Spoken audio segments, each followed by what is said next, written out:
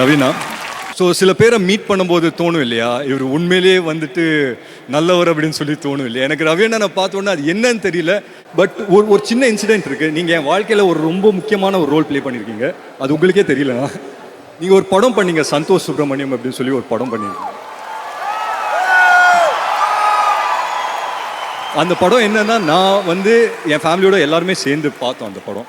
So அந்த படம் பார்க்கும்போது அங்கே மழை வருது அப்படின்னு சொல்லி ஒரு பாட்டில் டான்ஸ் ஆடி இருப்பார்.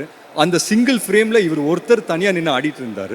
பட் அவரோட எனர்ஜி அவ்வளோ இன்ஃபெக்ஷியஸாக இருந்தது. அது வந்து நாங்கள் வந்து கீழே உட்காந்து பார்க்கும்போது நாங்களாம் சிரிச்சிட்டு இருந்தோம். பக்கத்தில் எங்கள் அம்மா உட்காந்துருந்தாங்க. அப்போ எங்கள் அம்மா ஒரு விஷயம் சொன்னாங்க, பாத்தியா சந்தோஷமாக எந்த விஷயம் பண்ணாலும் சூப்பராக தெரியும் பாத்தியா அப்படின்னு சொல்லி சொன்னாங்க. இன்னை வரைக்கும் நான் அதை ஃபாலோ பண்ணுறேன்னா, நான் இருக்கிற இடமும் என்னை சுற்றி இருக்கிற இடமும் எப்போவுமே சந்தோஷமாக வச்சுக்கணும் அப்படின்னு நினைப்பேன். So thank you so much for that.